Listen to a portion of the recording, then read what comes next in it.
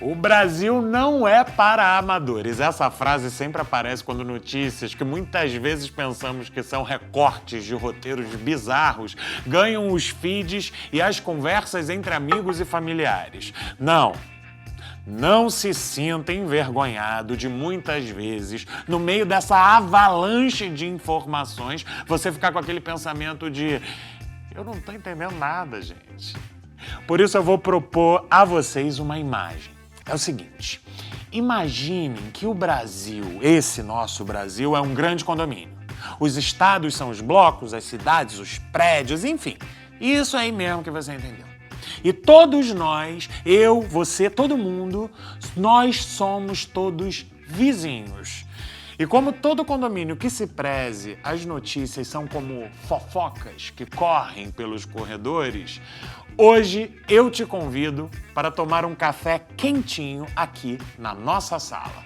A nossa fofoca é sempre fresquinha, pegando as principais notícias que bombaram na semana e esmiuçando tudinho para que você entenda, porque fofoca boa é fofoca contada nos mínimos detalhes, não é não? Mas olha só, a nossa fofoca é real, hein? Nada de fake disfarçada de news, mas sempre no popular, no papo reto, de um jeito que você entenda e sempre com base jornalística firme, respeitando os fatos. Te contando tudo e te munindo de informações para que você, eu, todos nós possamos seguir nessa busca incessante por um condomínio melhor para todos nós. Esse é o Segunda Chamada, programa semanal do canal My News. Toda segunda a gente se encontra. Bora ficar de olho no condomínio?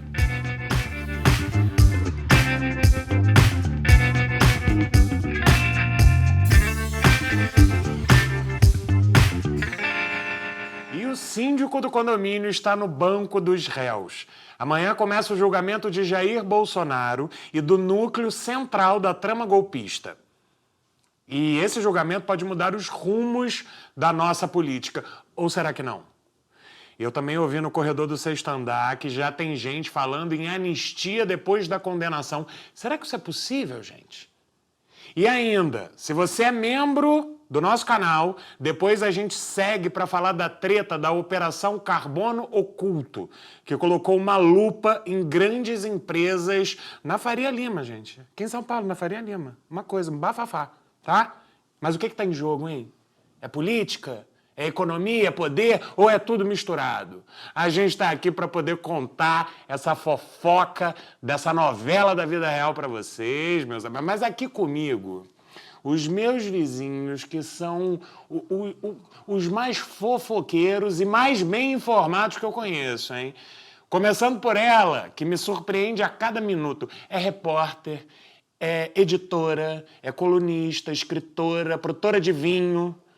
E ainda achou um tempo para fundar o primeiro canal de jornalismo do YouTube, o My News. Ou seja, é minha chefe, ela é Mara Luque, senhoras e senhores.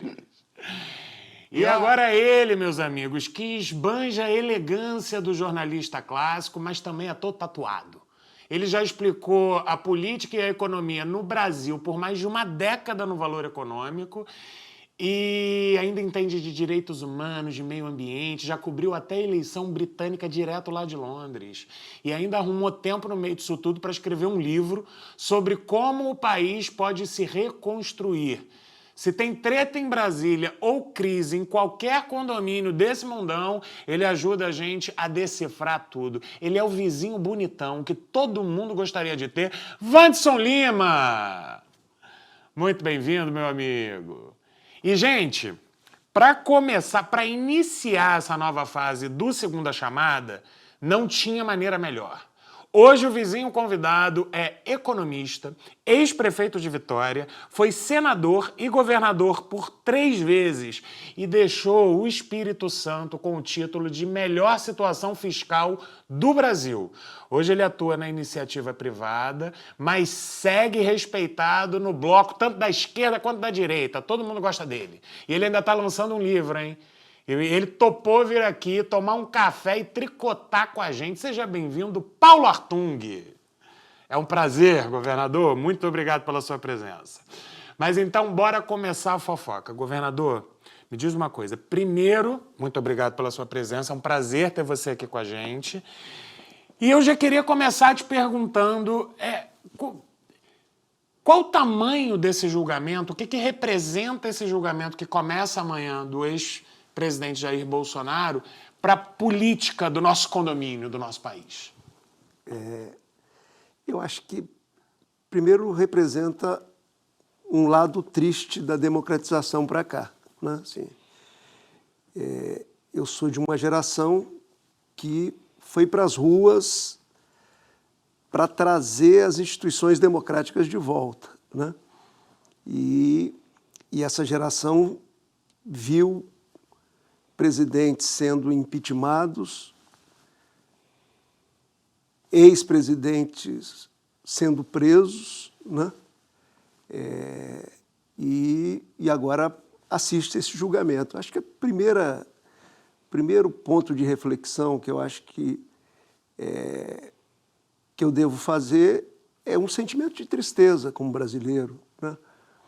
Quer dizer, democracia é o de melhor que a gente conseguiu na caminhada humana inventar, né?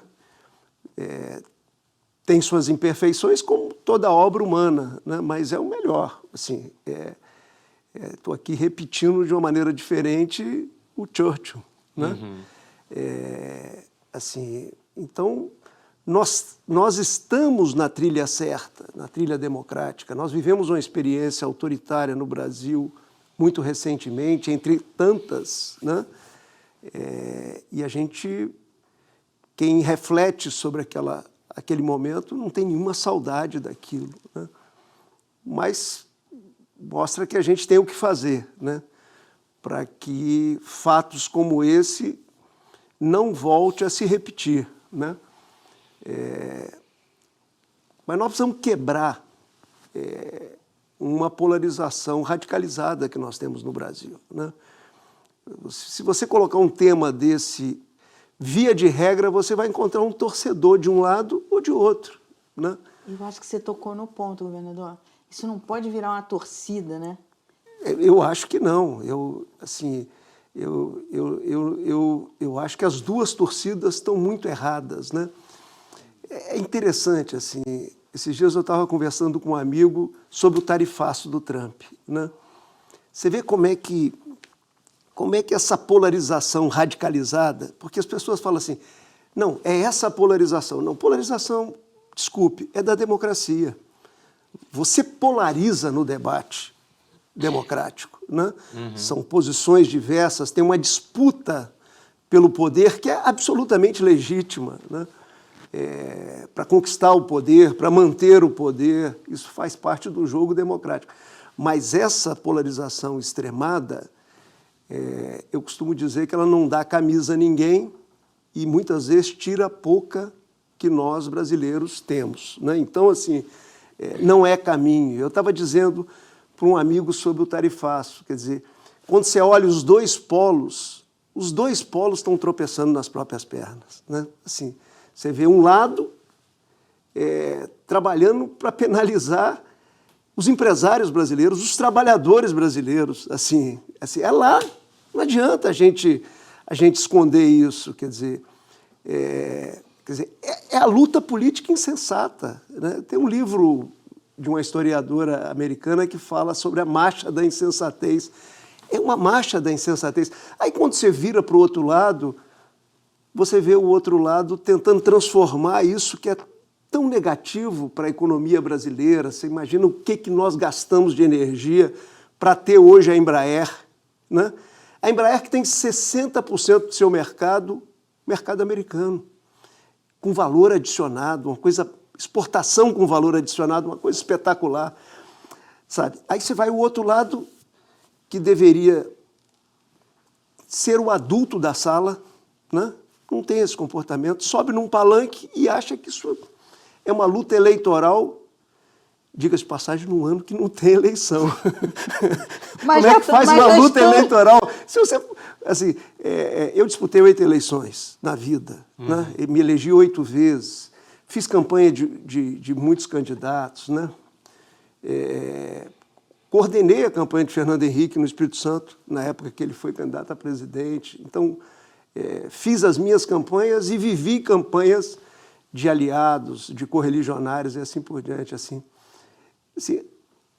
você fazer coisa hoje, pensando na eleição do ano que vem, do final do ano que vem, você está produzindo nada, sabe? É um movimento inútil, vou dizer uma coisa direta. Então, assim, você vê o mal que a polarização extremada está fazendo para o nosso país. É privilégio do Brasil? Infelizmente, não. É uma tendência um pouco Isso mundial, está né? no mundo, está no mundo. Antigamente, eu batia duro no populismo, que eu acho que é um atraso histórico dessa região, né? Do chamado populismo latino-americano, né? Mas hoje eu tenho que confessar, o populismo não pertence mais a essa região do planeta, né? Ela Se espalhou. Né? Se espalhou. Você vê aí, nos mais diversos países, uma polarização extremada e um viés populista que não é populista de esquerda, não é populista de esquerda, é populista de direita, né? Se é que essas caracterizações da política ainda vale, né? Mas, enfim. governador, eu acho que antes a gente tinha... O Wanderson, que enfim, cobre política, pode até me ajudar melhor nisso. Antes eu acho que a gente tinha um debate político, mas democrático. Então, assim, a gente gravei com o embaixador Rubens Barbosa, que acompanhou a transição do governo Fernando Henrique para o governo Lula. Primeiro governo Lula. Foi uma bela transição. Foi uma bela Belíssima, transição. né? Foi Sim. uma coisa exemplar de país democrático. O embaixador, tanto que ele foi mantido lá na embaixada, e ele conta isso em detalhes, de como é que ele foi, o presidente Bush recebendo o presidente Lula eleito, mas ainda sem tomar posse, o que era uma coisa que não está no protocolo, mas era importante, enfim, e ele pavimentou. E ele, inclusive, continuou depois no governo Lula durante um tempo. Ou seja, não era um pensamento de país, de Brasil. Era um pensamento de pavimentar. O João Borges fala isso muito no livro dele, né? Eles Não São Loucos, que eles foram lá no FMI, o Malan foi lá no FMI e tal, no ministro na época, para tentar não ter nenhum boicote ao governo Lula, que era oposição e que venceu Fernando Henrique. Então, assim, você... Onde perdemos isso? Não, a gente perde e ganha. Assim, você tem que olhar a linha do tempo, né? As várias experiências na trajetória, na caminhada humana, né? Às vezes a gente evolui, às vezes a gente retrocede, né? Às vezes a gente fica estagnado, né? Mas não tem que ter pessimismo. Não vale ter pessimismo, também não vale ter um otimismo bobo, fora do lugar, né?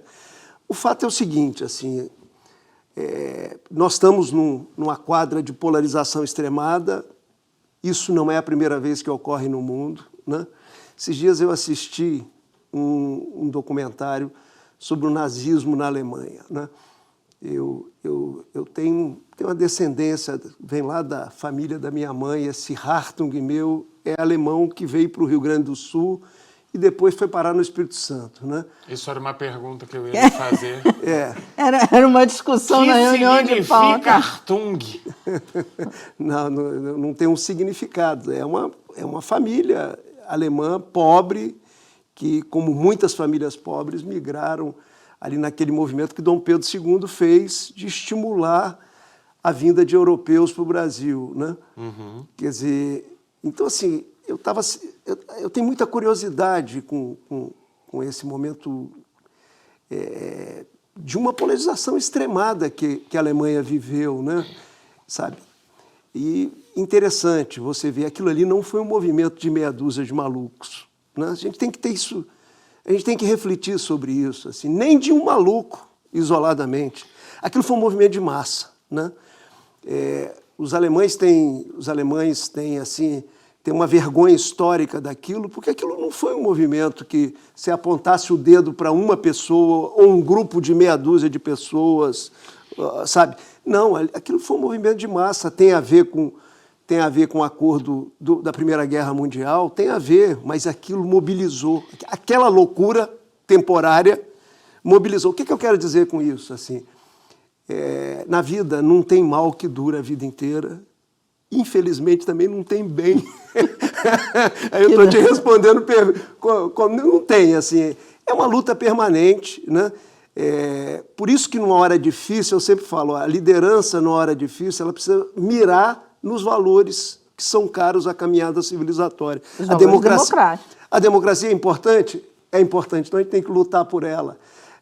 A república é importante. Por que a república é importante? Porque a república mostra ao governante que o governo não é dele, sabe? O governo não pertence a ele, que chegou ao poder pelo voto popular. Pertence ao cidadão que paga impostos, que financia a máquina pública.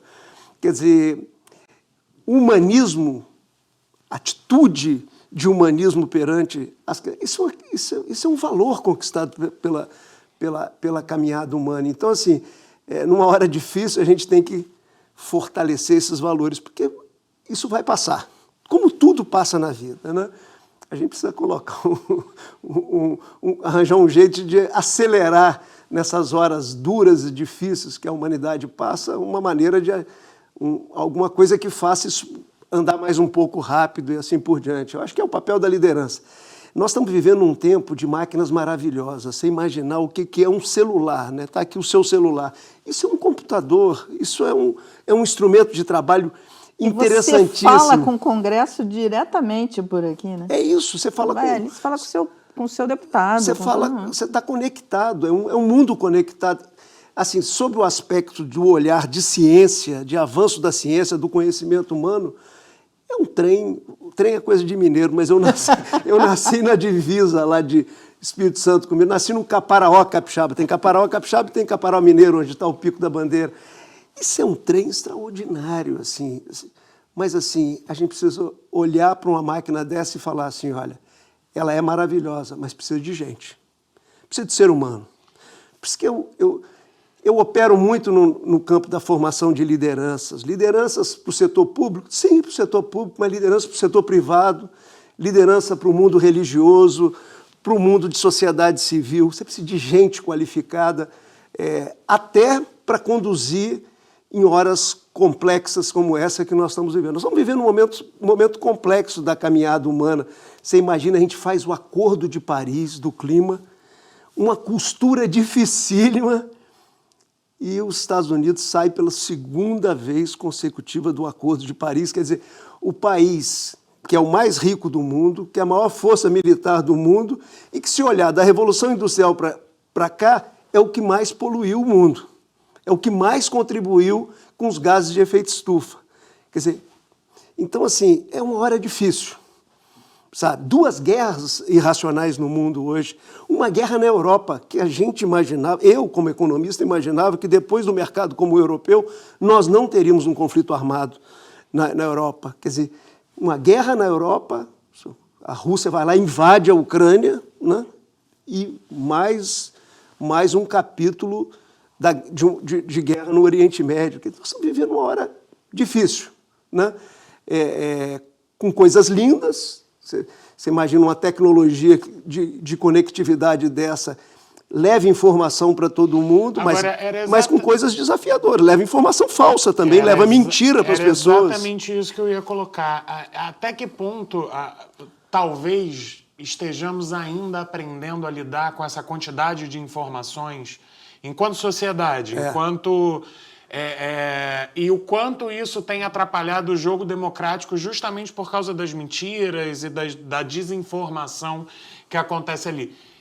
O senhor acha que parte do nosso problema atual, dessa polarização extremada, vem desse princípio da nossa capacidade de lidar com a tecnologia, com a informação que chega? Ou você acha que uma coisa é uma coisa e outra coisa é outra coisa? Não. Eu acho que tem conexão. Tem conexão, sim. mas não é um único elemento, porque se você imaginar como é que nasceu o nazismo, o fascismo, você não tinha essa conectividade, né? E a Itália viveu o fascismo, né? E superou, importante. E superou. Que esses A regimes... Alemanha viveu o nazismo e superou. É super legal você ir numa cidade como Berlim e ver que os alemães não querem esquecer aquele momento. Você pega uma igreja que foi bombardeada, ela foi restaurada em parte, e uma parte ficou ali como museu a céu aberto, que na minha visão aquilo é pedagogia, né? Não é que Você tem é uma espécie prédios em Berlim que foram bombardeados e que não foram, é uma estão ali. é uma tentativa de fazer uma vacina. Não sei se é 100% eficiente, porque a vida é muito dinâmica, a vida humana é muito dinâmica. Você chega no meio de Berlim, você tem uma praça com túmulos, e ela é visitadíssima. É visitadíssima, quer dizer, ali é um museu a céu aberto, é uma tentativa, né? Mas, assim, na sua pergunta, quer dizer, tem impacto das novas tecnologias? Tem. Assim, você tem hoje a alegria da informação circular mais rapidamente e a tristeza de ver reputações sendo destruídas da noite para o dia com mentiras que viralizam, sabe? Então, governador, mas as você mentiras... imagina, antigamente o cara falava assim, você quer ver o que é a difamação? Pega lá a torre mais alta de uma cidade, alguém sobe na torre com um saco de penas e abre o saco lá em cima. Quer dizer, é perfeito. E aquele que é atingido pela mentira é que é obrigado a recolher penas por penas. Você pensa o que é isso hoje, com esse mundo conectado, com essa velocidade de informação mandando, e o cara repostando aquilo que ele não sabe nem se é verdade, e então, assim por diante. Mas esse é um ponto. A mentira, ela sempre existiu. A fake news, ela sempre existiu. A loura do banheiro, não é da tua época. Mas a loura do banheiro que te morria de medo. No colégio, morria de medo. Você conhece a Maria Algodão Doce? No meu colégio era Maria Algodão Doce. Você ia no banheiro, batia 3 vezes a tampa da privada, falando Maria Algodão Doce, Maria Algodão Doce, Maria Algodão Doce. Ela aparecia e te matava. Ninguém morreu, mas ela matava. Então, só que a tecnologia, ela exponencializa isso, né? Claro. O Wanderson quer falar, se a gente não deixar ele falar, ele não fala. Wanderson, conta pra gente, vamos voltar pro nosso condomínio agora. Vamos falar do julgamento, conta aí. Bom, aproveitando então, gente, vizinhos e vizinhas, brasileiros e brasileiras, estamos, como o governador Paulo Artung falou, vivendo um momento histórico. Essa é a primeira vez na história brasileira que um ex-presidente e militares estão sendo levados a julgamento por conta de uma tentativa ou de uma trama para um golpe de Estado. Militares de alta patente. De alta patente. Eu vou dar aqui um pouco para vocês, vou aqui usar o computador para isso, porque são muitos detalhes do que a gente vai ter nesse julgamento. Como que vai começar esse julgamento? Primeiro a gente vai ter a leitura do relatório, que a primeira parte será dedicada ao Alexandre de Moraes, que vai fazer a leitura do seu relatório, contar um pouco dos fatos, os crimes que estão sendo apontados, as decisões do Supremo e as alegações do PGR. O começo do julgamento vai ser isso. Fala o Alexandre de Moraes, depois vem o PGR vai ter 2 horas para falar, e na sequência começam a falar os advogados dos réus, sendo o primeiro deles o Mauro Cid, porque, afinal, é o delator. E depois, o advogado do Mauro Cid. O advogado do Mauro Cid. Os réus não falam, tá? Vão ser só os advogados. E aí cada advogado vai ter 1 hora para fazer a defesa do seu cliente. Isso, gente, como o julgamento começa agora, nessa terça-feira, e nessa semana a gente vai ter terça e quarta-feira. Só essa parte dos advogados, do ministro Alexandre de Moraes e do PGR, deve tomar toda essa semana. Então, a parte dos votos, efetivamente, dessa primeira turma, que são 5 ministros do STF, ela vai ficar só para a próxima semana. Então, amanhã não vai ter Bolsonaro preso? Amanhã não vai...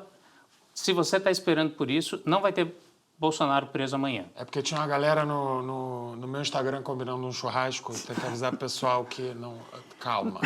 Mas eu acho que o governador colocou aqui um ponto muito importante, quer dizer, o Anderson fala, é um ex-presidente, militares de alta patente, isso nunca aconteceu, os militares nunca responderam por crimes da ditadura, então agora vão responder por um crime de atentado à democracia.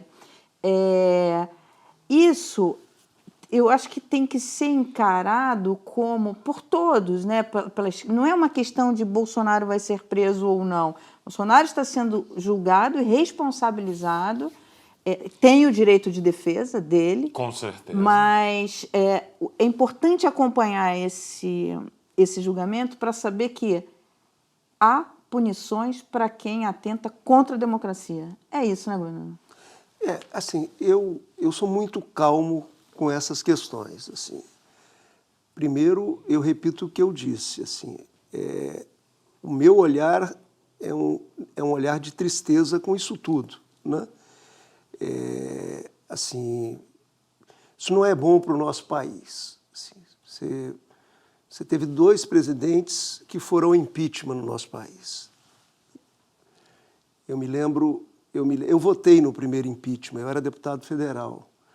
Eu me lembro que 2 ou 3 dias depois do impeachment eu encontrei um cidadão e ele falava assim, poxa, eu não gostei do impeachment. Um cidadão, lá em Vitória, assim, não gostei do impeachment, Paulo, eu sei que você votou, mas eu não gostei. Assim, nós demoramos muito para reconstruir o direito de eleger um presidente da República, né? E ele me fez pensar, né? Assim, eu não me empolguei em nenhum momento com esse assunto, que isso não é bom para o país, mas ele me fez pensar mais profundamente sobre isso. Depois disso, nós tivemos a Dilma, a primeira presidente da República, que foi impeachmentada também. Isso não é bom para o país. A vida mostrou que isso não é positivo. Depois o presidente Lula foi preso. E agora nós estamos vivendo um julgamento. Assim.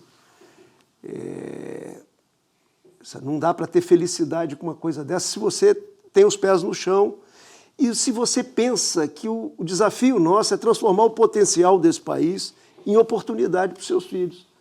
Não adianta a gente vibrar com o potencial do país. O Brasil tem terras raras. Outro dia começaram a descobrir isso, né? O Brasil tem terras raras. Nossa, eu demorei, né, para entender o que era terra rara. O Brasil tem os metais de transição energética para fazer uma bateria, para fazer o transporte de energia. O Brasil tem isso. Como é que a gente pega esse potencial? Nós temos um agro, sabe, moderno, super interessante no país. Nós éramos comprador de alimentos do mundo há 50 anos atrás, 5 décadas. Hoje nós alimentamos 10% da população planetária. Podemos crescer sem derrubar floresta. Vamos colocar claro. Podemos crescer essa produção sem derrubar. Mas por que pode crescer sem derrubar floresta? Porque o Brasil é a única área do mundo que tem mais de 100 milhões de hectares já antropizados, passível de ser convertido para a produção de alimentos, de fibras, de energia e assim por diante.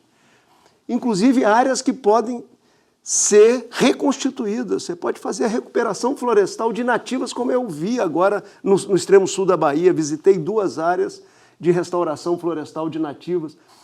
Então, assim, quando eu olho o potencial que está em cima da mesa para esse país, o mundo precisa descarbonizar. Nós somos um país que temos um parque de hidroeletricidade espetacular, temos sol, temos vento, eu estou falando de energia solar, de energia eólica, temos oportunidades. E a gente olha um quadro como esse do dia e os quadros anteriores, dá tristeza, porque assim, nós estamos simplesmente perdendo a tração que nós precisamos ter para enfrentar os nossos problemas.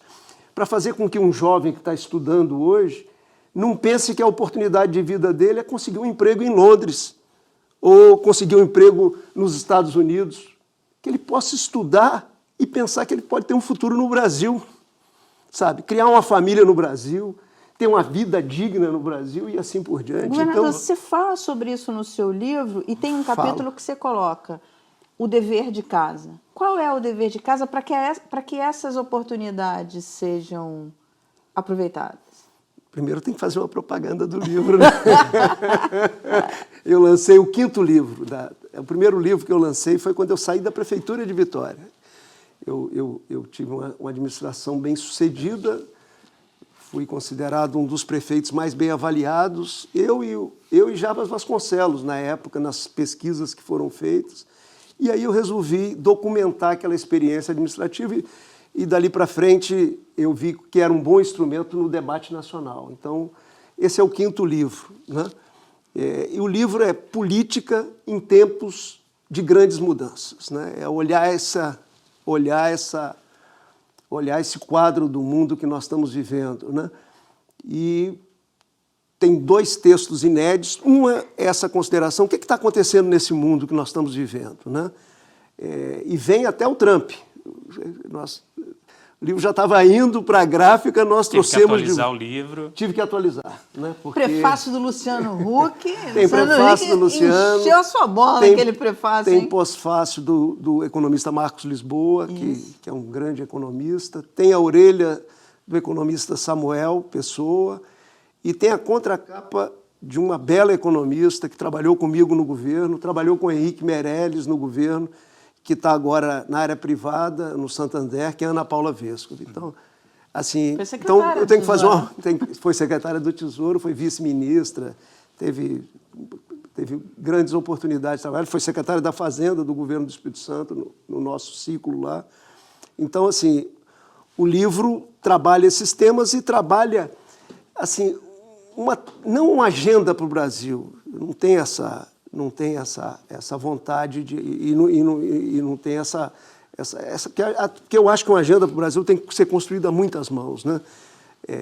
E com muita reflexão, com muitas experiências, mas assim, a gente coloca ali, olha, tem dever de casa para fazer, para transformar esse potencial em oportunidades, né?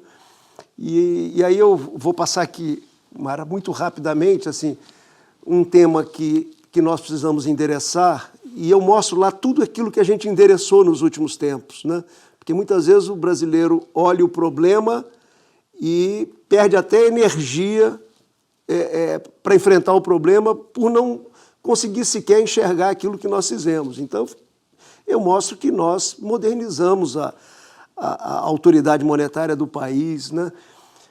Tiveram avanços, Tivemos avanços importantíssimos, é isso que eu tento mostrar no livro. Assim. Eu lembro quando eu cheguei na Câmara como deputado federal, eu lá, colega do Roberto Campos, avô, do Delfim Neto, colega do José Serra e tantos outros economistas, esse tema era meio interditado naquela época, a autonomia do Banco Central, você não podia discutir isso, né? E nós evoluímos.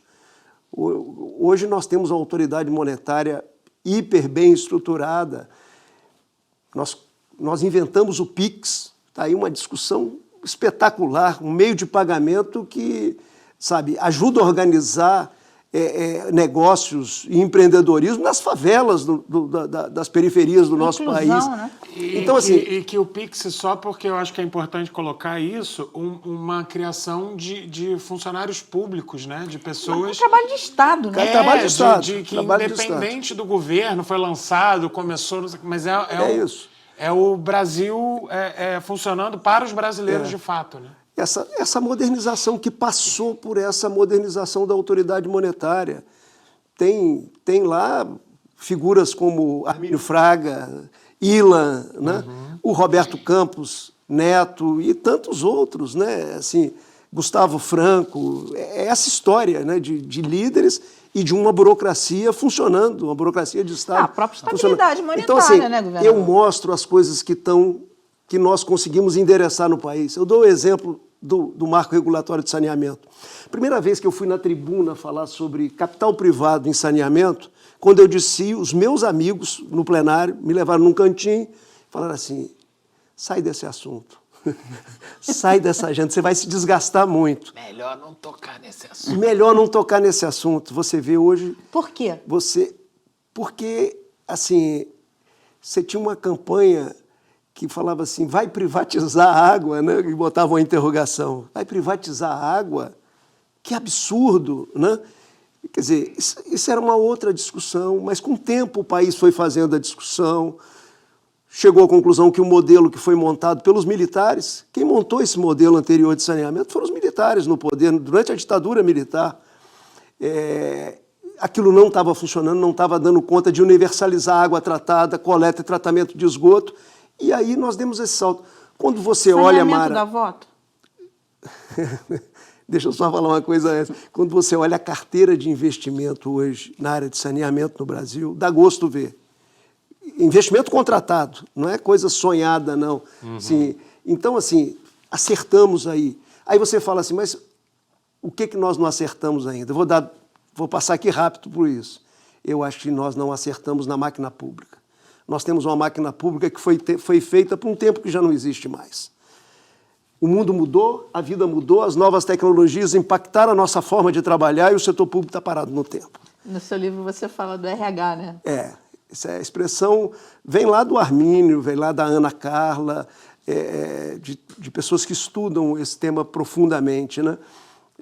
Então, assim, nós precisamos fazer uma modernização do setor público brasileiro, assim, em tudo, né? Assim, por exemplo, precisa ter incentivos corretos. O que eu chamo de incentivos corretos? Quer dizer, você trabalha para danar, Mara. Eu me acomodo depois que eu consigo a estabilidade no emprego. E nós não defendemos acabar com a estabilidade no emprego, né? Nós não defendemos, não precisa mexer nisso. Mas tem que ter um incentivo que seja um prêmio para a sua dedicação. E não para a minha acomodação. Não pode você ser uma funcionária dedicada e eu não, e no dia da promoção, da progressão funcional, nós temos a mesma promoção e a mesma progressão. Isso foi feito por um tempo que já não existe mais, eu estou repetindo aqui. Então, eu trabalho esse tema. O que mais a gente precisa endereçar no país? Nós precisamos endereçar a questão fiscal. Nós endereçamos a questão monetária, mas não endereçamos a questão fiscal. Aí o cara falava, mas você vai cortar dinheiro do social? Primeiro, os debates no país, principalmente por esse viés populista, eles sempre são rasos. Não, mas eu posso tirar o dinheiro de um programa ruim, que não dá resultado nenhum, e colocar num programa que é bom, que tem méritos, que está funcionando, que está rodando. Qual o problema disso? Por que eu vou continuar sustentando o programa ruim e tendo que arranjar dinheiro novo, gente? É carga tributária maior, ou é endividamento maior. Nós precisamos conversar isso abertamente. Lá no governo do Espírito Santo eu falava assim, só cuida das pessoas quem cuida das contas. Quem não cuida das contas vai no máximo fazer um voozinho de galinha, daqui a pouco bate. E outra coisa, quem não cuida das contas não tem como oferecer dinheiro com custo adequado. Selic de 15%, isso é por quê? Isso é porque nós estamos numa desorganização fiscal brutal e crescente nesse período que nós estamos vivendo. Agora, qual atividade econômica, a não ser as da investigação de sexta-feira, né? Ou seja, o crime organizado, qual atividade econômica fica de pé com juro de 15%? Sabe? Não fica, assim. Estão aí os sinais que a economia está começando a frear. E é óbvio que vai frear, porque não fica de pé com essa gastança. E aí você fala assim, não, mas isso é para sustentar os programas sociais. Você pode sustentar os programas sociais, você pode sustentar o programa central de transferência de renda no nosso país, fazer isso com muita competência, com o dinheiro que nós temos. Quanto mais a gente aumenta a carga tributária de maneira desorganizada, uma coisa é fazer justiça tributária, agora aumentar a carga tributária é tirar a competitividade do nosso país. Então, assim, nós estamos discutindo segurança pública, que eu acho que é um elo faltante da democratização para cá. Nós endereçamos o SUS, nós endereçamos o Fundef, que virou Fundeb, estou falando SUS, saúde, Fundef que virou Fundeb, educação. Nós criamos o SUAS, Sistema Único de Assistência Social. O que ficou sem uma política pública nacional, estruturada, sem um sistema nacional, segurança pública? Agora... Então, nós estamos discutindo esse tema lá. Então, assim, só concluir. O que eu falo? Assim, as oportunidades estão em cima da mesa, mas nós temos um dever de casa para que essas oportunidades sejam apanhadas na mão, esse potencial que o Brasil tem seja apanhado na mão e transformado em vida melhor para a nossa gente, para o nosso povo, principalmente para os jovens brasileiros que precisam acreditar no futuro do Brasil. Desculpe. Imagina. Paulo, agora, isso que você está falando, principalmente sobre a segurança pública, isso me lembrou o que um colega seu, ex-tucano, o vice-presidente Geraldo Alckmin, sempre fala que existem dois tipos de ansiosos na vida. Os políticos e os jornalistas. No caso, só o Hernani se livrou aqui. Se salvou aqui. O resto é todo Se mundo ele não ansioso. se candidatar a síndico eu sou casado com um psicanalista. Esse negócio de ser ansioso Pois é. tem tratamento, queria avisar. Nessa ansiedade da política brasileira e dos jornalistas, uma discussão que foi colocada até por conta dessa mega operação do PCC foi como o Tarcísio, governador de São Paulo, e o presidente Lula tentaram se posicionar como aqueles que faturariam com essa operação, cada um tentando tirar um pouco o que o outro fez. Duas coletivas de imprensa ao mesmo tempo. Duas coletivas de imprensa ao mesmo tempo. Como é que o senhor está vendo, então, essa questão da segurança pública dentro desse embate, pensando na próxima eleição? Olha, eu estou feliz da vida, né? Porque se dois líderes políticos importantes, como o presidente Lula e o governador Tarcísio, disputam a paternidade de um enfrentamento que demorou tanto a acontecer, né?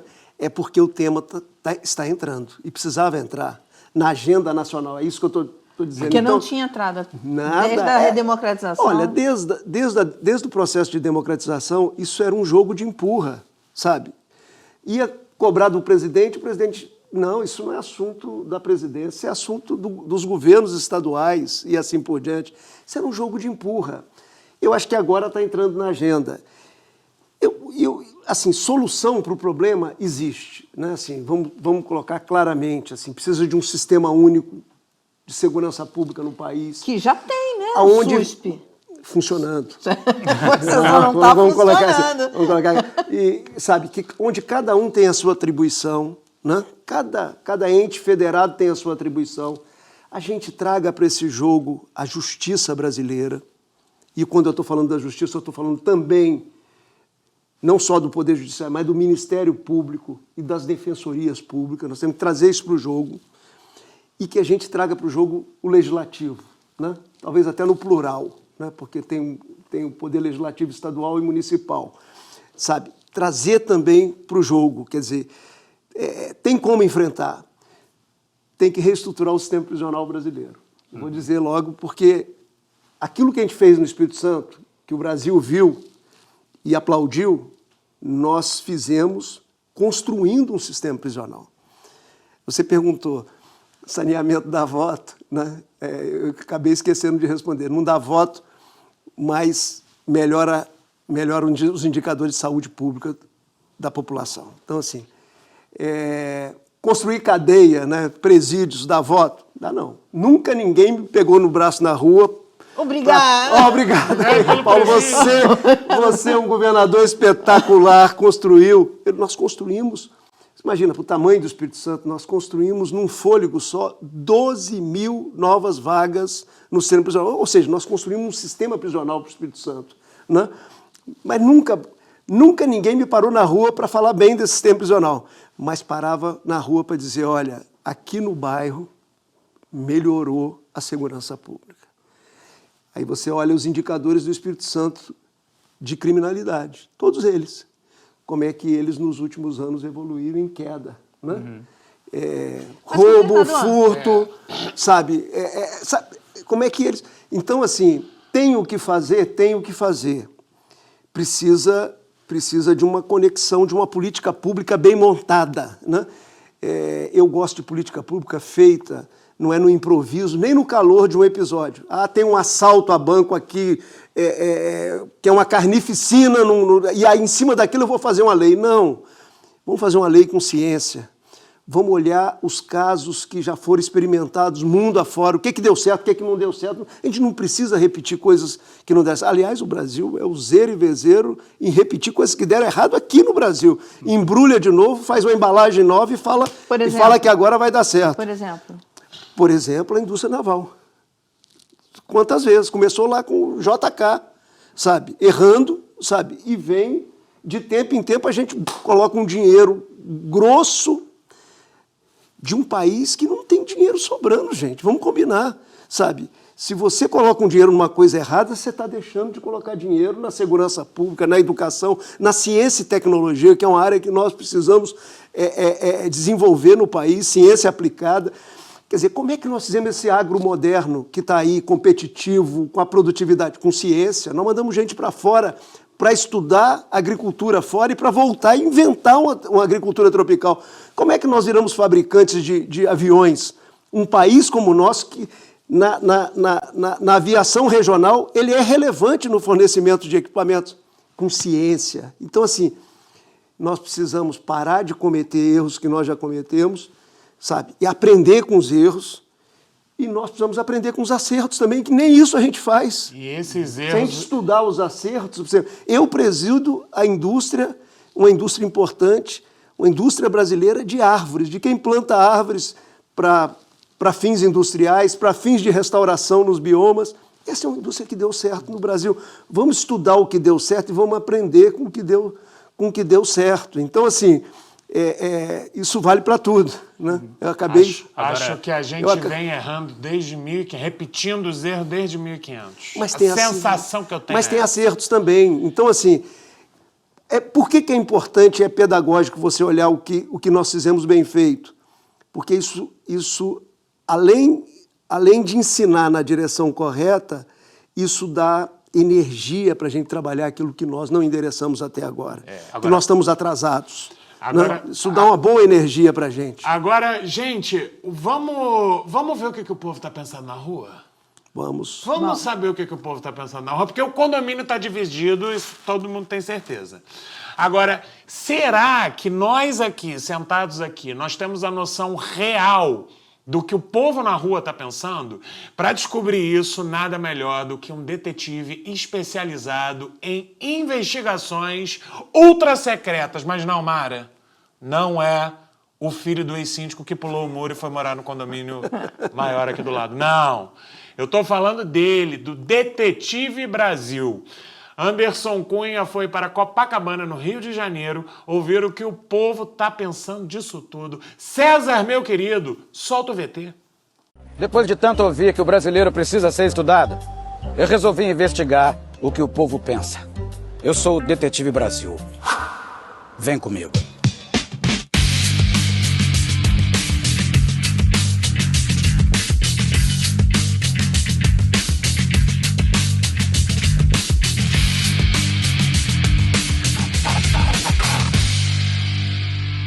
Estou aqui nas ruas para saber o que nossos vizinhos pensam sobre a possível prisão do ex-presidente Bolsonaro. Vem comigo. Tá igual o Mr. Bean em Copacabana. Acho que agora vai, hein? Vou conseguir uma entrevista aqui, ó. Peraí, moça. Não faz isso, não. O que a senhora pensa da prisão do ex-presidente Bolsonaro? Ô, vou te falar, nem me envolvo nessas paradas aí, não. Eu acho que tá mais do que na hora, né? Eu acho que não tem como fugir disso. Bah, e agora o que eu vou te dizer, né, meu? Aí fica difícil, né? Aí, amigo, posso falar a verdade? É política, eu não me meto. É só bandido, pai. É tudo bandido. Bolsonaro não é bandido, não. Fala pra gente aqui. Fala onde tá o roubo dele aí pra mim. Roubo. Olha aí, temos uma questão aqui. Qual a tua primeira atitude se Bolsonaro for condenado? Vou dar graças a Deus. Eu vou fazer uma festa. Eu já tô descrente de tudo, então a gente deixa até pra lá pra não se aborrecer mais com as coisas que estão acontecendo no nosso país, entendeu? Roubo. Se por um acaso ele for condenado, o que você acha? Aí não vai dar bom não, porque os eleitores vão todos sair pra rua. Não há lei anterior defina, nem condenação prévia que não esteja prescrito na lei. Se ele não, quer dizer, se não tem prova, não tem crime. Vamos imaginar que eu vou te dar a notícia agora. Eu quero ver a tua reação. Bolsonaro acabou de ser condenado. Ai, amém, Senhor. Demorou. Bolsonaro foi condenado. Vamos lá. Vamos beber. Então a gente está de fora, a gente imagina tudo que acontece lá dentro. Roubo. Prende ele, tem que ser preso. Mas cada cabeça é uma sentença. Roubo. Dá uma entrevista aí, cara. Hein? Dá uma entrevista aí, pô. Fica sem saber até o que falar. O Xandão é o juiz, o sentenciador, o condenador, ele é a última instância. Quem é que vai contra ele? O Moraes? Não vai. E como diria o nosso grande filósofo Gil do BBB, Brasil! Até a próxima. Esse é o Detetive Brasil, senhoras e senhores. É uma figura, não é uma figura? E aí? Interessante, né? A gente está aqui conversando, mas na rua, as pessoas, quando você escuta as pessoas, você vê, teve um que falou, o Xandão, quem que vai contra ele? O Moraes? Quer dizer, eu não sei se ele sabe que Xandão e Moraes são a mesma pessoa. Esses dias eu do lado do meu escritório tem uma feira livre no Itaim. E eu passei dentro da feira e, a certa altura, tinha um debate entre os feirantes, assim. E é interessante, é a réplica do que nós acabamos de ver, assim. Nós temos um país que está muito dividido, né?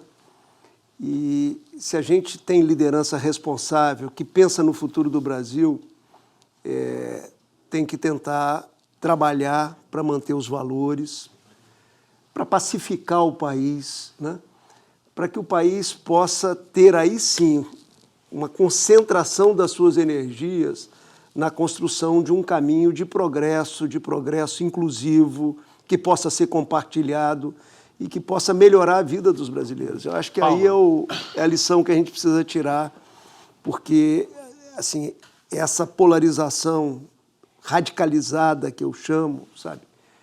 Eu volto a dizer, ela tira a camisa pouca que a população tem. E olha que é um país com enorme potencial, mas com uma desigualdade social vergonhosa. Assim. Então, nós temos muito a fazer no nosso país. Desculpe. Imagina, Paulo, antes só, eu quero te fazer uma pergunta agora sobre esse ponto, porque a gente entrou um pouco no campo da política, mas só para fazer uma pontuação aqui, porque o colega que foi entrevistado em Copacabana falou roubo, cadê o roubo? A gente tem que lembrar que o presidente Bolsonaro e os outros réus não estão sendo acusados de roubo. A gente tem que lembrar que as acusações contra os réus são organização criminosa, tentativa de abolição violenta do Estado Democrático de Direito, tentativa de golpe de Estado, dano qualificado pela violência e grave ameaça contra o patrimônio público e deteriorização do patrimônio tombado. Então, são essas as acusações que estão sendo feitas e que vão ser julgadas nos próximos dias. Mas aí você vê, a memória do povo brasileiro, ela tá viva em relação aos escândalos de corrupção. Você imaginar que todo dia você ligava a televisão à noite, sabe? E tinha um escândalo que era um formulário contínuo. Você imaginar que pessoas devolveram milhões e milhões de reais. Como é que devolveram milhões e milhões de reais se não era compatível com o salário que elas ganhavam, né? Então, assim, isso está na memória. Por isso é que precisa ter a capacidade de subir a régua do debate nacional. Ao invés de escolher, sabe, uma proximidade com um dos dois lados dessa radicalização e essa que nós estamos vivendo no país. Que a população, de modo geral, ela vive de recorte, né? A população real, o povo na rua, ele não se aprofunda no debate como determinadas classes, que são quem acabam pautando o debate político, de modo geral. A população real, o brasileiro trabalhador, a galera que acorda cedo, que pega transporte público e que esse pessoal entende a política através de recortes. Ele entende o que está acontecendo no panorama com o maior número de informações de recortes que chegam para ele. Então é a confusão que gera do quem vai contra o Xandão, o Moraes,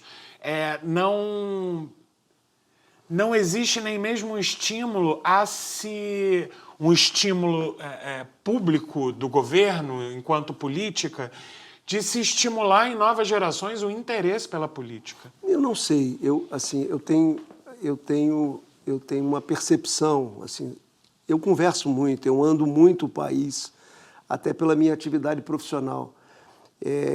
Assim, as pessoas têm um nível de informação muito melhor hoje do que há 20 anos atrás, sabe? Sim. As pessoas estão mais informadas, as pessoas sabem mais o que está acontecendo, o que aconteceu. Assim, tem cada lado radicalizado puxando pela sua narrativa? Tem. Tem muita notícia falsa no ar, além dos aviões de carreira? Tem, para dar de pau, como falam lá no interior do Espírito Santo. Assim, esse, vou usar uma linguagem de vocês, jornalistas, é esse cozidão que nós temos que aprender a operar dentro dele. Não é fácil, não é simples, mas é possível, né?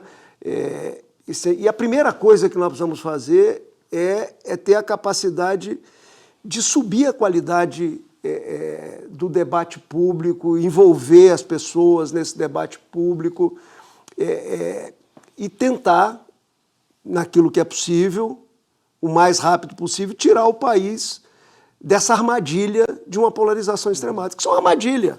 Agora, Paulo, Que outros povos já viveram, vou voltar a dizer, mesmo não sem essas tecnologias de conexão que nós temos, viveram e conseguiram, sabe, levantar, sacudir a poeira e dar a volta por cima.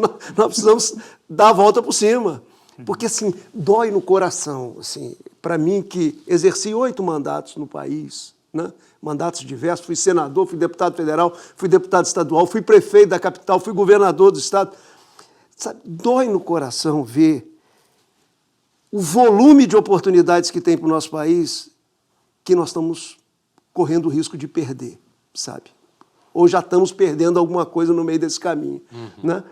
Então, assim, eu acho que se a gente mostrar com muita firmeza isso para os brasileiros e para as brasileiras, eu acho que nós vamos mobilizar esse país em outra direção, é meu sonho, sabe? É meu sonho, sabe? E aí azarpa, aí decola, sabe? Não é negócio de país de futuro que ninguém acredita mais nisso, né? Sabe? Decola, sabe? Até porque, assim, se você olhar, quando eu era estudante de economia, o que era o problema do país? Meus professores ficavam lá no quadro me mostrando. Era a fragilidade externa do país. Ou seja, nós não tínhamos dinheiro para pagar nossas contas. Resumindo, quer dizer, o Brasil não tinha dinheiro para pagar aquilo que ele precisava comprar do mundo, para suprir as suas necessidades. Coisa que a Argentina viveu agora intensamente nos últimos tempos.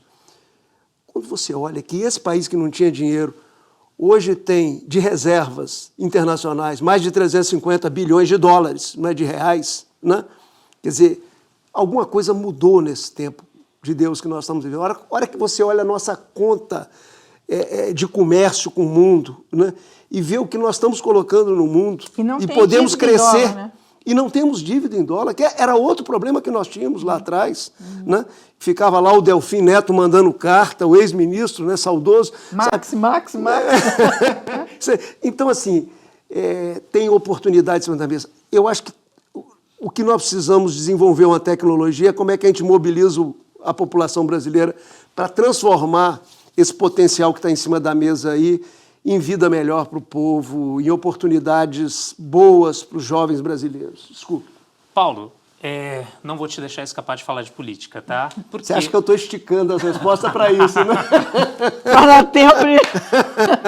Mas jornalista é chato, a gente não, vai falar assim. Falo sobre eu tudo. quero falar sobre isso porque o senhor é um tucano histórico que participou dessa grande divisão muito civilizada do passado, que foi PSDB-PT, 2 projetos de país legítimos e tal, e a gente está num momento bastante confuso, né?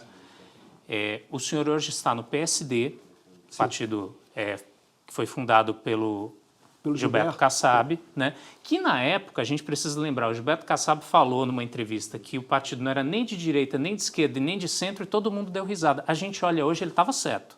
Né? O partido está um pouco em todos esses lugares. É mais ao centro. Assim, e mais ao centro. Mais ao centro, né? Para ser preciso. Assim, Ao que a gente consegue ver hoje, e claro, é muito cedo para a gente conseguir fazer, para a gente conseguir projetar o que vai vir, as coisas sempre podem mudar. A gente tem no campo da esquerda o presidente Lula como candidato, se a saúde permitir, ele será o candidato.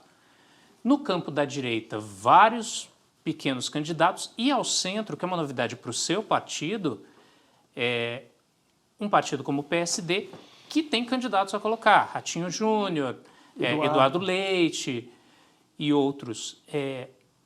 Então, eu quero te perguntar, como é que você está vendo esse quadro da política brasileira? Pensando na eleição, mas também pensando no quadro geral.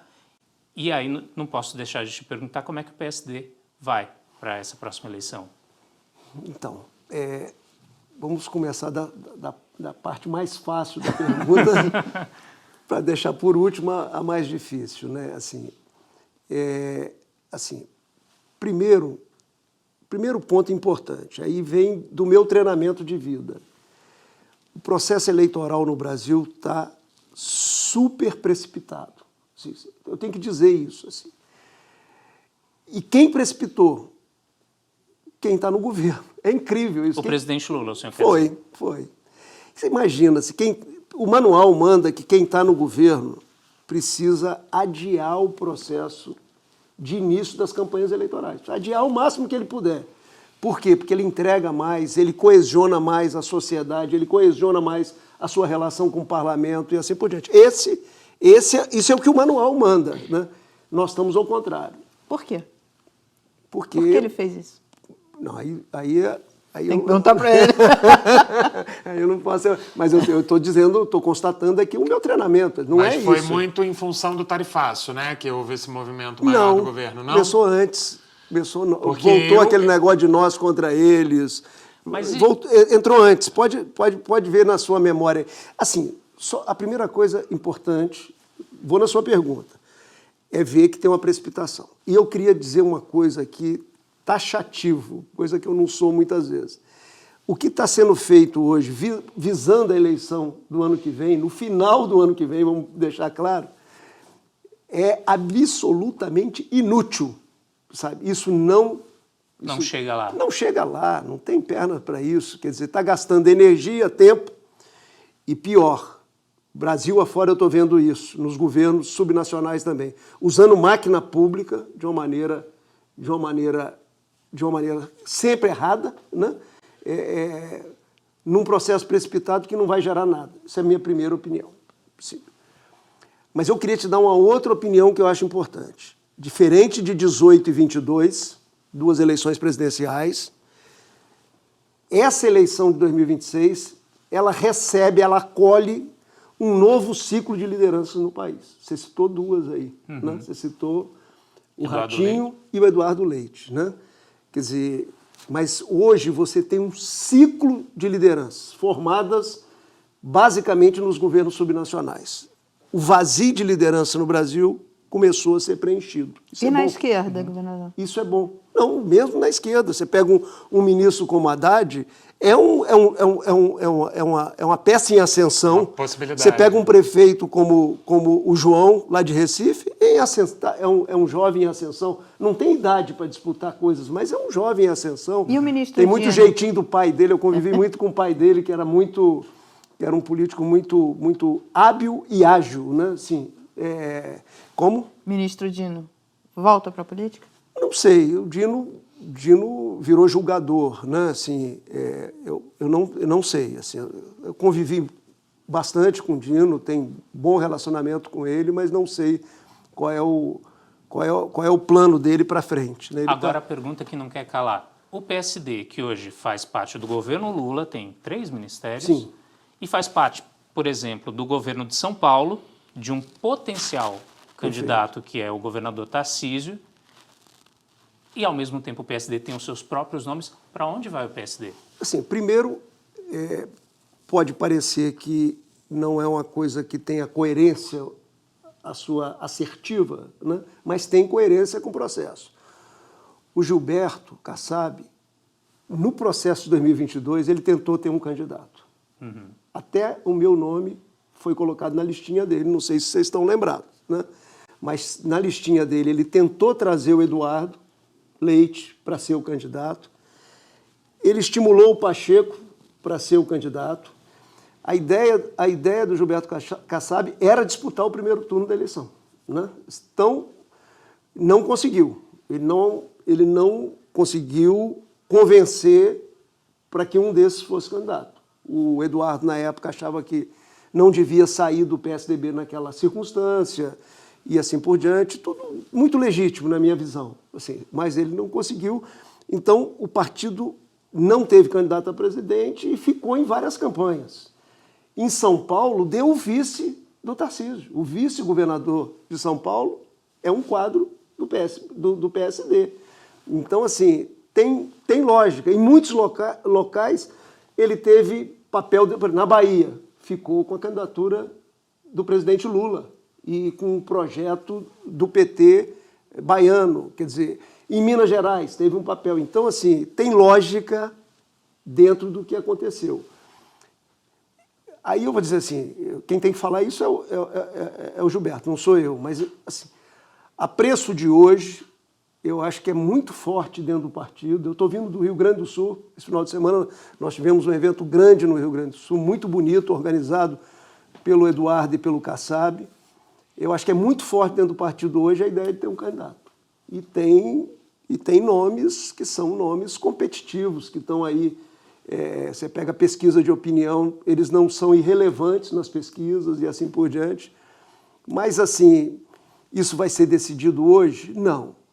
Isso vai ser decidido maio. As coisas têm calendário. Maio, ali abril. Né? Você vê como é que as coisas estão longe. Né? É isso que eu falo. Mas é um partido que está se robustecendo. Né? Nesse quadro em que nós já temos aí 5, 6 partidos, 7 se fortalecendo no Brasil, isso é um quadro novo, eu acho que o PSD já joga um papel importante. O que esses partidos que estão virando bons aglomerados de lideranças precisam ter, na minha opinião? 2 coisas. Primeiro, precisam trabalhar a questão programática, né? E é uma coisa que eu gosto, inclusive, que eu me dispus a ajudar quando o Kassab me convidou. Segundo, os partidos precisam cumprir o seu papel de formar novas lideranças para o país, né? Eu sou conselheiro do Renova BR, que nós já formamos nesses diversos ciclos no Renova BR, é uma plataforma de formação de líderes, nós já formamos mais de 3.400 jovens no país. Jovens do Acre, jovens do Rio Grande do Sul, Brasil inteiro, Brasil Central. Eu acho que os partidos políticos que têm fundações partidárias, e diferente do Renova é dinheiro privado, são doações para fazer esse trabalho. As fundações partidárias têm dinheiro público para fazer esse trabalho. Eles precisam começar um processo de formar permanentemente, né?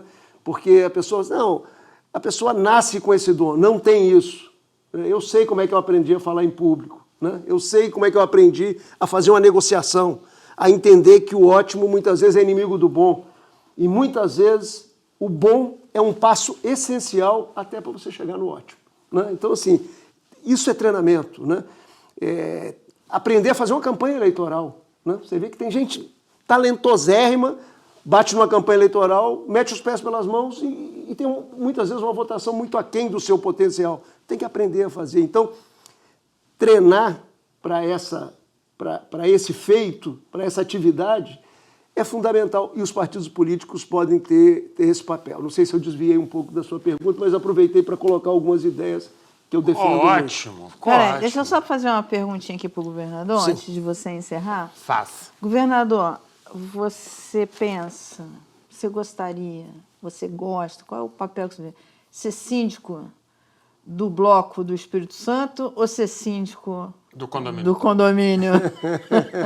Olha, assim, quando você entra na vida pública, eu entrei como pré-candidato a vereador fiquei um mês como pré-candidato a vereador, me colocaram como candidato a deputado. A primeira eleição que eu disputei foi de deputado estadual e me elegi muito bem, fui muito bem sucedido, era um movimento que levou Camata para o governo naquela época, né, o saudoso ex-governador Camata, e eu fui o 4º mais votado, já na minha primeira eleição, né? Então, quando eu vi que tinha espaço, eu comecei a sonhar. Sonhei em ser prefeito da capital, porque era um cargo muito importante no meu estado, né? E cheguei e fui prefeito, e fiz... Quando eu cheguei prefeito, os meus adversários, não, ele é bom parlamentar, mas ele não sabe administrar e tal. Então, fui lá, montei uma bela equipe, um belo planejamento, sabe? Executamos aquilo. E eu já saí da prefeitura com outro sonho, né? E esse sonho estava pulsando na rua também, o que é muito bom. Quando você sonha, mas chega na Feira Livre, o pessoal está conversando isso e tal, que era ser governador do estado. Então, eu sonhei em ser governador e os capixabas me levaram para o governo. Eu ganhei a eleição para governador, todas elas em primeiro turno da eleição. 3 vezes. 3 vezes. Nunca disputei segundo turno, uma coisa que só tem a agradecer muito. Então, assim, aí o cara pergunta assim, o que faltou, né? Faltou ser vice-presidente da República. Ah, mas por que não presidente? Porque o estado é muito pequeno, eu tenho noção que é uma plataforma de lançamento muito reduzida. Então, assim, trabalhei para isso lá atrás, né? Chegou a ser discutido, chegou a ser ventilado, mas não foi possível. Política é assim, tem coisa que... Tem hora que a realidade conspira a favor, tem hora que não, sabe? Não foi possível. Paulo, só então, para ficar assim, claro para quem está ouvindo, em que momento que você foi colocado na mesa para ser quando eu era governador do Espírito Santo, porque quando o Espírito Santo começou... O Espírito Santo era o patinho feio, né? Você é muito jovem, não era nascido nessa época. Já era, Paulo, já era. Já era mas nascido. deixa abaixo. Isso parece conversa de candidato, hein? Opa. Então, assim, quando o Espírito Santo, que era o patinho feio, contas desorganizadas, salário de servidor atrasado, fornecedor atrasado, crime organizado dentro da máquina pública, tudo isso era o quadro do Espírito Santo. Todo dia, toda semana no Jornal Nacional com a notícia péssima, né? Quando o Espírito Santo começa a deixar de ser o patinho feio e virar uma outra realidade, nós fomos para a melhor nota no Tesouro Nacional. Quer dizer, o Estado que não tinha dinheiro para pagar suas contas foi para a letra A do Tesouro Nacional. E em algum desses momentos, sozinho, era o único Estado. Nós saímos lá da rabeira da avaliação da educação, fomos para primeiro lugar no IDEB, na prova de português e matemática. Fomos para a menor mortalidade infantil do país e a segunda expectativa de vida. Quando isso começou, meu nome começou a entrar no debate nacional. Ficar claro para quem está nos assistindo, isso foi em que eleição e em que chapa? Não, isso veio em vários momentos. Você pode pesquisar na imprensa que em vários momentos meu nome ali entrou como uma possibilidade de compor chapa de vice ao longo desses... Eu tive 12 anos no governo, uma eternidade, devia ser proibido. Mas, enfim, quem sabe não vem aí, né? Então, assim, é isso que eu não fui, né? Então, assim, eu sou absolutamente tranquilo, sou feliz, sabe? Esse negócio, cansou, não cansei hora nenhuma. Desgastou? Não desgastei hora nenhuma, muito pelo contrário, assim, é renovador você estar no setor público. Eu adoro o que eu estou fazendo no setor privado e faço com muito carinho, com muita dedicação, é só acompanhar que as pessoas vão ver isso. Mas, assim, passar no setor público é extraordinário. Até os alunos do Renova, que têm vontade de ter vida privada, mas que ficam ali divididos, eu falo, não, tem uma experiência no setor público, você vai ter um treinamento, que a hora que você for para o privado, esse treinamento vai ser útil para a sua vida profissional no privado também.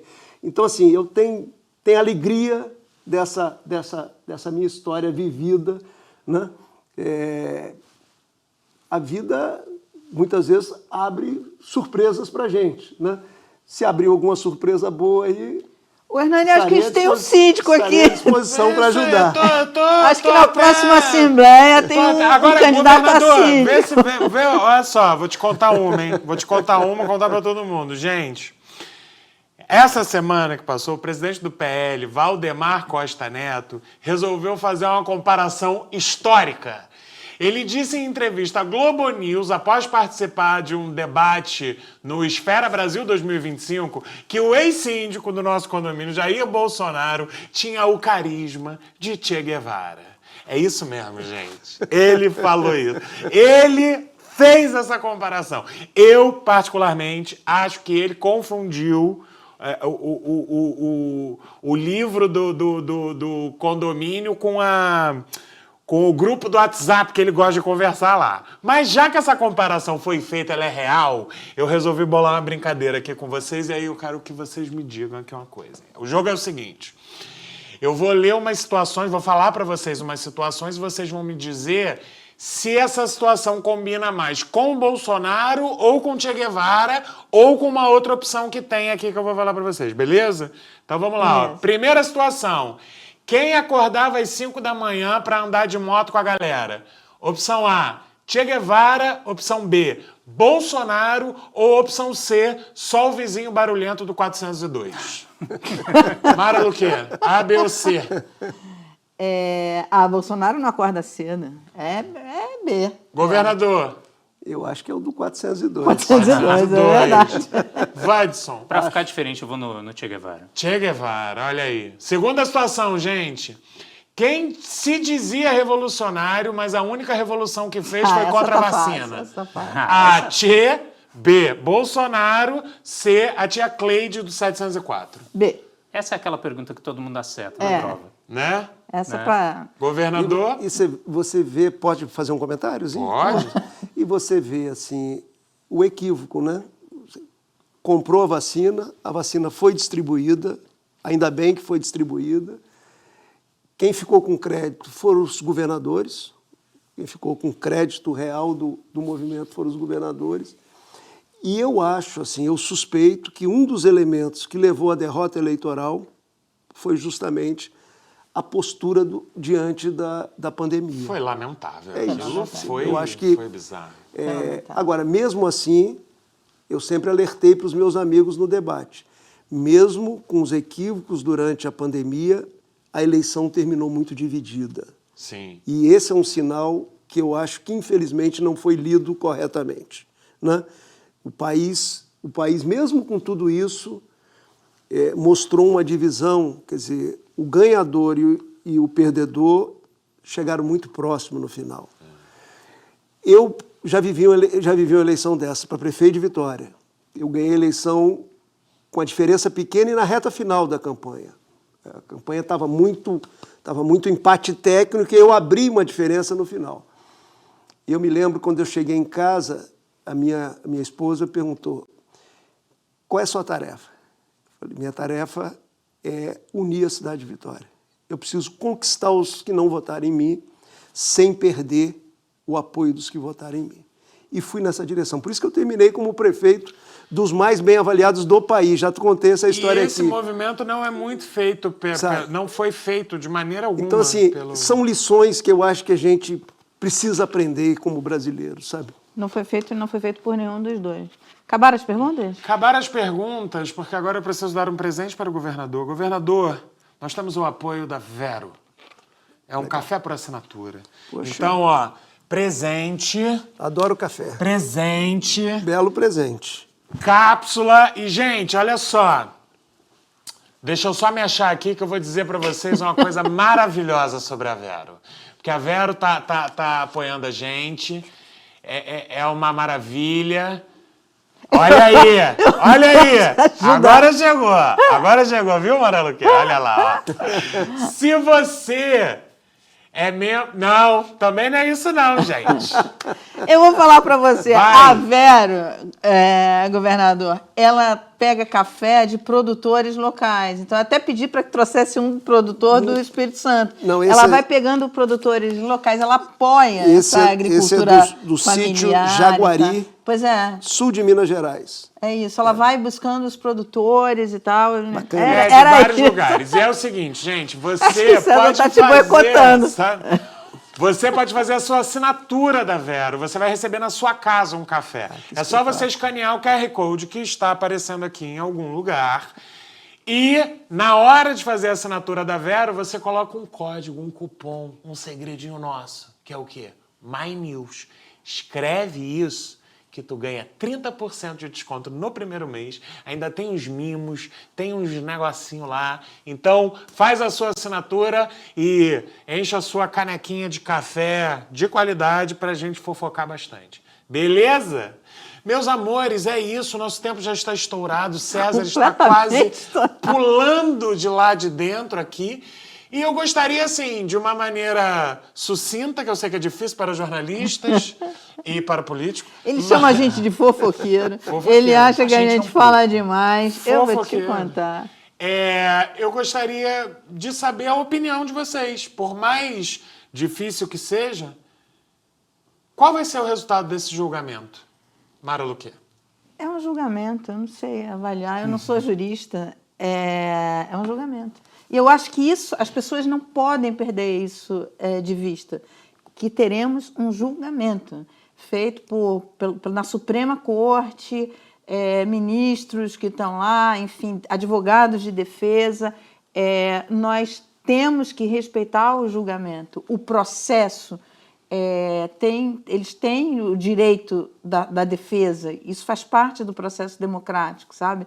Então, para mim, não é jogo, é julgamento. Como eu não sou jurista, não sei. Governador? Eu vou falar pela terceira vez, peço desculpa que estou meio repetitivo, né?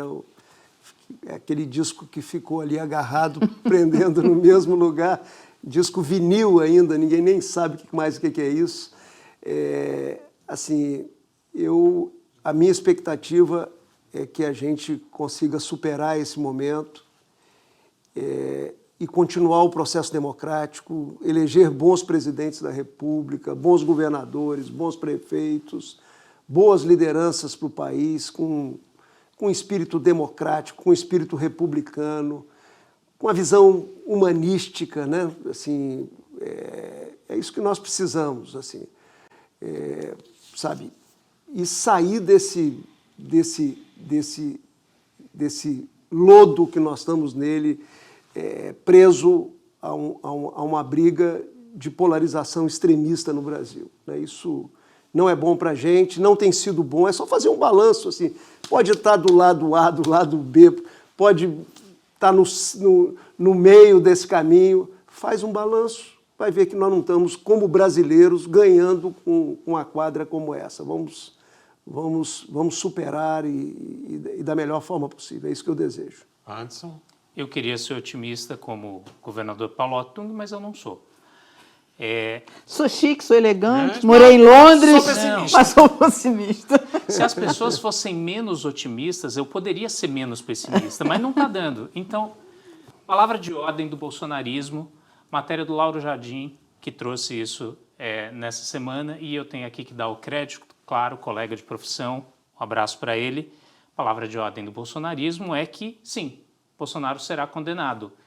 Agora, o que acontecerá depois disso, os bolsonaristas acreditam, é que a política vai anistiá-lo, que a anistia estaria contratada do Congresso após uma condenação. E olha que interessante, eles têm usado como argumento uma fala do ministro Luiz Roberto Barroso, que disse que anistia antes do julgamento é uma impossibilidade, mas que depois do julgamento, aspas, ela passa a ser uma questão política e questões políticas são definidas no Congresso. A partir daí, começou todo um burburinho de que o Congresso, de que o presidente vai ser, sim, condenado. Os bolsonaristas não acreditam que ele vai ser absolvido, mas que após isso, o Congresso vai se organizar para anistiá-lo. Governador, já que o jornalista fala muito, vou falar mais um pouquinho, tá? Isso que o Wanderson falou, nas últimas semanas, seus colegas políticos que estão sempre lá no Congresso, alguns com mandatos, outros não, têm isso como verdade, de que cresceu muito a questão da anistia. Você tem ouvido falar, você que conversa com políticos diariamente, quer dizer, como é que você está ouvindo isso? E minha segunda pergunta é, esse movimento da anistia vai beneficiar apenas o Bolsonaro, a família Bolsonaro, ou vai beneficiar todo mundo. Porque numa entrevista aqui com o Fernando Gabeira, ele falou pra gente aqui, ele falou assim, olha, estão olhando só Bolsonaro, mas tem uma raia miúda ali que ele até defendeu uma anistia para essas pessoas que estão completamente largadas pelo seu mito, né? Eu não sei assim o que vai acontecer. Eu acompanhei a notícia, eu vi a entrevista do ministro Barroso e depois vi um mundo de interpretações que foram trabalhados nessa luta de narrativas, né? Eu acho que só tentar adivinhar coisas agora é muito difícil, né? Eu, por exemplo, vim para cá, não trouxe minha bola de cristal. Deixei lá no meu escritório no Itaim. Mas, assim, eu acho que assim, o que tem no Brasil hoje, que eu sinto que está crescente, né, é um cansaço com essa brigalhada, com esse extremismo que não nos ajuda, né? Vou então pegar a pista da sua resposta. O Senta deve estar enlouquecido. Ele está arrancando bigode. Vou pegar uma pista nessa sua pergunta, então. Aliás, vou pegar uma pista nessa sua resposta. Uma coisa que se fala muito é isso. Afinal, essa anistia, caso ela venha para pacificar ou ela vai só aumentar o volume da briga? Eu não sei, assim, eu acho que eu sou o único aqui dos quatro. Eu fiz a campanha da anistia. Eu, como líder estudantil na época, era presidente do DCE, eu participei do comitê estadual, que era conectado com o Comitê Nacional pela anistia no país, né? E eu vejo muito debate hoje sobre a anistia, que nós lutamos por ela e implementamos, como se nós tivéssemos discutido aquela anistia na conjuntura atual ou em outra conjuntura qualquer. Assim, aquela anistia foi fruto de uma correlação de força que tinha naquele momento no país. Nós precisávamos fazer andar a transição de um regime autoritário para um período democrático. Então, e era anistia para os dois lados? Foi anistia ampla, geral e restrita. Eu vejo muitas críticas hoje, mas eu sinto que essas críticas elas não refletem a realidade que nós vivíamos naquele momento, né? Quer dizer, nós conseguimos fazer uma transição no país. E eu acho que foi uma conquista extraordinária. A democracia já entregou muita coisa, pode entregar muito mais, na minha visão, no nosso país, né? E eu acho que eu já toquei nesse assunto. Então, assim, foi aquela realidade. A realidade atual é diferente. Então, assim, primeira coisa é tratar esse processo, deixar ele chegar ao final, sabe? E eu prescrevo, não sou médico, sou economista não devia prescrever, mas eu prescrevo para quem tem responsabilidade com o presente e com o futuro do Brasil, que a gente opere no sentido de sair dessa encrenca que nós entramos. Essa encrenca é longa, né? Ela não está ajudando o país, eu vou voltar a dizer, né? Se a gente olhar algumas coisas que estão ali na porta de entrada do país e que nós não estamos julgando e trabalhando a atenção que ela precisa ter, sabe, e que pode redundar em vida melhor para os brasileiros, eu acho que isso é que deveria nos motivar muito, né? Eu acho que, assim, eu sou Flamengo, né? Eu também. Eu sou Flamengo, assim, porque os times capixabas perderam muita força nos últimos anos e o futebol do Rio acaba encantando os capixabas e um pouquinho do futebol mineiro, né? Por razões óbvias, porque os mineiros no verão invadem o litoral capixaba, ficam em maioria, nós em minoria, e convivemos bem. Então tem uma torcida mineira também lá no Espírito Santo, sabe? Mas, assim, esse fla-flu, né? Isso não ajuda o país, né? Eu sei que as pessoas, mesmo as pessoas, não, eu não estou nisso, mas acaba flertando e nós temos que ter uma vacina para não flertar com isso, porque isso não nos ajuda. É isso. Tem que levantar a cabeça, assim, ó. Outro dia eu falei numa reunião lá no Ministério do Desenvolvimento Econômico, assim, a gente pode ser cafuringa, agora vai ter que arranjar tradução simultânea. Cafuringa era um jogador do Fluminense antigamente, forte para danar, corria para danar, mas olhava para o chão do campo. Então, às vezes, passava com bola e tudo a linha que demarcava o campo de futebol. A gente pode ser cafuringa ou a gente pode ser Ademir da Guia no seu melhor momento. Né? Um jogador elegante que jogava com a cabeça levantada, enxergava o campo todo, fazia lançamentos maravilhosos, colocava o centroavante na cara do gol, né? Muitas vezes até com o goleiro já fora da jogada. Então, assim, nós temos que ser Ademir da Guia, modernamente, né? Levantar a cabeça, olhar o futuro do país e chegar à conclusão que essa corda esticada que chegou a essa irracionalidade do país não tem nos ajudado e não vai nos ajudar num futuro próximo. Então, precisamos ter maturidade. Precisamos ter adulto na sala aí para poder arrumar essa confusão que nós estamos dentro dela. E chegamos realmente, governador, esticamos a corda e chegamos ao final, pois não tenho mais tempo. Agora, olha só, se você é membro do canal, você fica aqui, porque a gente ainda vai ter mais uns minutinhos batendo um papo, falando sobre a fofoca da Operação Carbono Oculto, que é aquela operação que a Polícia Federal bateu lá na Faria Lima, deflagrou a maior operação contra o crime organizado da história do nosso condomínio. Mas se você não é membro, aí eu sinto muito, você vai perder esse papo. Não. Não. Fique membro. Então você seja esperto. Você vai agora, seja membro agora, fique membro agora. Tem lá vários, né? Fica membro. Fica membro. Tem várias opções lá. Tem vários benefícios. Fica que você vai ter um conteúdo exclusivo pra você, entendeu? Porque aí é uma fofoca, no pé do ouvido. Só a gente aqui, tá? Tá. Gente... acho que é isso, né, meus amigos? Muito obrigado, foi ótimo. Vamos ver o que vai acontecer neste julgamento. Estou, confesso, ansioso. Separei picanha e uma cervejinha para fazer um churrasco e assistir isso da minha casa. Né? É isso, César? Arrancou os bigodes? Não? Então, meus amigos... Tá desesperado. É isso aí, meus amigos. Vamos que vamos. Um beijo. Agora eu vou para a crônica final. Agora vocês vão ver a crônica final. Vai ter alguma coisa aqui que aí eu vou falar uma crônica final para vocês.